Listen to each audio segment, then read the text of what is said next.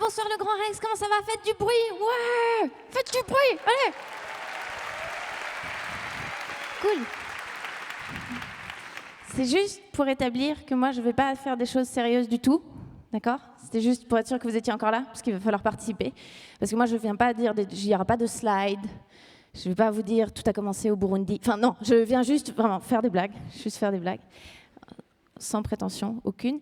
Donc pour les gens qui ne me connaissent pas, moi je m'appelle Marina Rollman, je suis humoriste, plutôt assez inconnue. Du coup, ça a arrangé les gens qui organisaient le TED de me prendre pour des questions de thème, mais également de budget. J'ai assisté à toute la conférence. Évidemment, j'ai pris des notes. On n'a eu que des orateurs extraordinaires ce soir. Je n'ai pas des commentaires à faire sur tous, mais j'en ai noté 2-3 qui m'ont intéressée. La première, c'était Sandrine Codis, qui est venue nous parler de l'expansion de l'univers. C'était extraordinaire, non? C'est fou. Moi, je trouve que c'est un truc de dingue. Elle maîtrise pas mal son sujet, en plus. J'ai l'impression, Enfin, moi, si tu veux, moi, je m'intéresse au truc. Donc, j'ai vu qu'elle a loupé 2-3 détails, mais pour les gens qui survolent... Non, mais c'est vrai qu'elle a oublié de poser des questions importantes, comme étant, par exemple, expansion de l'univers, certes, mais qu'est-ce que ça veut dire pour le prix à l'avenir du mètre carré dans le 9e arrondissement, par exemple? Parce que tu vois, t'es là, t'achètes un 2 pièces, t'es bien, dans 200 000 ans, proportionnellement au reste de l'univers, c'est un studio, tu n'amortis pas. Et ça, l'Agence spatiale européenne n'y fait rien. Elle ne travaille pas du tout sur des compensations. Mais non, mais c'est bien cette histoire d'expansion de l'univers. Moi, ça va m'arranger en termes de parking. En revanche, je pense que ça va pas du tout être pratique pour Tinder. Parce que, tu vois, si le rayon d'application ne fait qu'augmenter, on va se retrouver des samedis soirs à faire 1 année-lumière de noctilien pour arriver chez un mec gentil, mais qui habite chez ses parents. Enfin, ça va être chiant, globalement, je pense. Donc je pense qu'il faudrait que tous ensemble on dise à l'univers arrête de t'expanser en fait. Arrête. Tous les garçons dans la salle sont d'accord pour dire c'est pas la taille qui compte. Voilà. C'est vrai, il y a des messieurs qui ont des petits univers dans la salle, ça s'entend. Non mais c'est vrai, c'est pas la taille qui compte. On est très satisfait avec l'univers comme il est aujourd'hui, non? Voilà. En plus c'est une question de température, il s'expanse. Bon voilà, 93 milliards d'années-lumière, c'est dans la norme, ça va, c'est ok quoi. Donc Sandrine Codis, c'était bien. Qui est-ce qu'on a eu? Jean-Philippe Renard qui nous a parlé du Darknet. Et alors c'est vrai que moi, ça a fait tomber un mythe chez moi parce que j'étais persuadée qu'effectivement le Darknet, c'était qu'un truc horrible où tu allais pour acheter des fœtus humains et des inédits de Mireille Mathieu. Et en fait, pas du tout. En fait, pas du tout. Darknet, c'est un espace de liberté qu'il faut protéger. Je trouve ça bien. Non, mais il a raison de nous le dire parce qu'en plus, moi, je trouve que dans l'autre sens, on fait beaucoup de pubs au net normal alors que c'est pas vraiment un espace très chouette, le net normal. Il y a déjà des trucs très très glauques qui se passent sur le net normal, genre Yelp, ou TripAdvisor, ou Google. Tous les gens qui ont déjà vu ce genre de critiques savent que là, c'est vraiment la lie de l'humanité qui s'exprime. Non, mais on est en train de se demander si on n'est pas trop. Moi, je pense qu'il faut purger, il faut aller là-bas. Hein.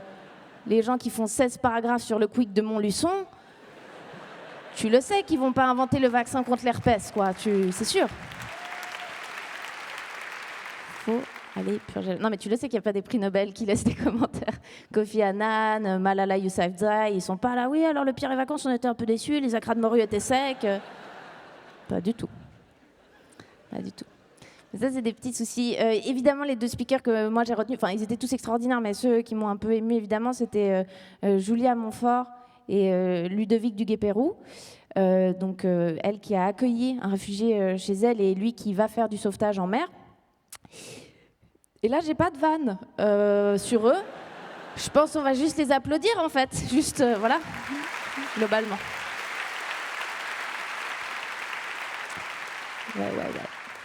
Ouais.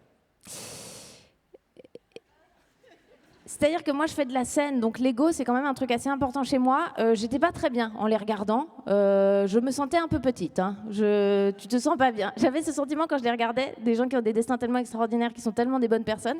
J'avais ce sentiment, tu sais, quand tu étais petit, t'invitais un copain et une copine à la maison, et tu sentais ta mère, elle l'aimait un peu trop. C'est à un moment donné à table, tu saisissais ce regard dans les yeux de ta mère qui se disait « Mais qu'est-ce qu'on a fait de faux avec la nôtre ?» Tu joues du violon et t'aimes les épinards, Clara? Bah bravo, t'as entendu? Toi, t'es là, tu dis « Non, mais je vais aller downloader le formulaire sur la DAS. » Là, tu lui as pas encore dit que tu parlais mandarin, Clara, vas-y. Je me sentais un peu mal, mais c'est pas une excuse. C'est pas parce qu'il y a des gens qui ont des destins extraordinaires et qui font beaucoup de bien que pour autant, nous, il faut garder les mains dans les poches. Je pense qu'on peut tous faire à notre échelle du bien. La preuve, là, on est à Paris ce soir. Il y a des trucs à faire à Paris. Je veux dire, en termes de vivre ensemble, il y a une petite marge de progression. Je ne vais pas dire que c'est une ville qui est peuplée de connards, mais je ne vais pas dire le contraire non plus. C'est quand même... Mais je pense... Vous vous auto-flagellez? Oui, fais-moi mal. Je pense que c'est pas la faute des Parisiens, je pense que c'est juste une question de densité de population. Paris, c'est une des villes les plus denses du monde et je pense que c'est pour ça. Je pense que les incivilités, c'est comme les virus, ça aime bien la densité. Je pense que tous les matins à Paris, 99,9% des gens, ils se réveillent, ils n'ont pas envie d'aller détruire des existences. Mais le problème, c'est que si tu es de mauvaise humeur à Paris, dès que tu sors, tu rencontres des gens, tu les contamines. Tu vois, moi, je vois le contraire. Je viens de Suisse. En Suisse, si tu te réveilles, tu es méga de mauvaise, tu as envie de briser des vies, tu sors. Il n'y a personne. Tu brailles un coup, il y a une belette qui est dérangée, tu vois. Après, tu continues ta vie. On ne rentre pas dans un cycle d'abus. Alors qu'à Paris, si tu sors de chez toi, tu es de mauvaise, paf, tu tombes sur quelqu'un dans le métro qui lui-même devient de mauvaise, après il bouscule quelqu'un dans l'escalator qui lui-même devient méchant, ça fait déjà 3 méchants, qui lui-même va à la boulangerie, il parle mal à la boulangère, elle devient méchante, elle voit défiler des gens toute la matinée, elle les rend tous méchants, ça fait qu'on a beau se réveiller tous très sympathiques chez nous à 7h du matin à Paris, à 10h, il y a la moitié de la ville qui a envie de casser des malléoles au hasard, on sait même pas pourquoi. On sait même pas pourquoi.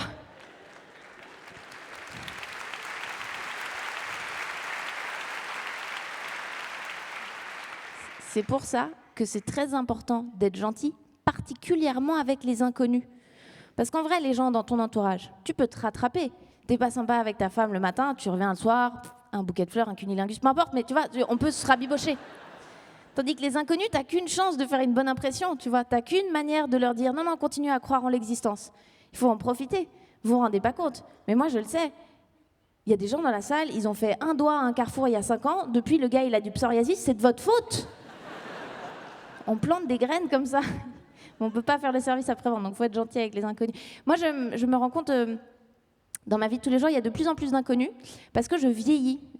Et plus mon monde s'étend, plus effectivement, quelqu'un l'a dit un peu plus tôt, je me rends compte qu'il y a plein de choses que je ne sais pas. Et alors, moi, je suis à un âge un peu bizarre, j'ai eu 30 ans cette année, donc je suis ni vieille ni jeune. Enfin, je suis et vieille et jeune en même temps. C'est-à-dire, d'un côté, le changement de couleur des feuilles sur les arbres, ça peut vraiment m'émouvoir aux larmes. De l'autre, je suis toujours pas complètement au clair sur ce que c'est la TVA.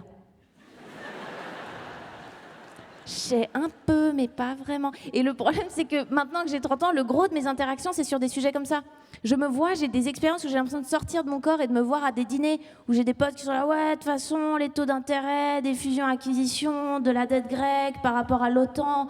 Et moi, j'ai envie de leur dire, je vois qu'il y a des sons qui sortent de ta bouche, mais ça n'a aucun sens. Ça n'a aucun sens. Il y a plein de choses que je ne sais pas dans le monde. Le problème, c'est qu'aujourd'hui, c'est trop tard pour demander. J'aimerais demander aux gens, genre, mais en vrai, les impôts, comment j'utilise? Mais je ne peux pas, parce que je suis trop vieille, j'ai passé le cap, j'ose plus le dire. Non, c'est un problème, parce que je vis dans un monde complètement flou, plein d'inconnus, et je peux pas. J'ai laissé passer trop de temps. C'est comme quand tu sais, quand tu connais pas le prénom de quelqu'un, mais dont tu devrais connaître le prénom. Ça fait genre 5 ans, au moins une fois par mois, vous vous voyez dans le même bar, tu sais toujours pas si c'est Chantal ou Jérémy. C'est comment de toute ta vie, il s'appelle Hey. Le seul moyen de feinter pour découvrir le prénom de ces gens, c'est s'il y a une deuxième personne qui arrive. T'es là, Charlotte. Viens, mais je voulais vous présenter, parce que ouais, et évidemment, qu'est-ce qu'il dit? Enchanté. Je m'en fous de ton enchantement, je veux ton nom. Mais je me suis rendu compte, c'est ça en fait, c'est comme ça qu'on devient con. Parce qu'on arrive à un certain âge, où on est d'accord d'être entouré d'inconnus, mais on n'ose plus poser des questions, et on se sent obligé d'avoir un avis.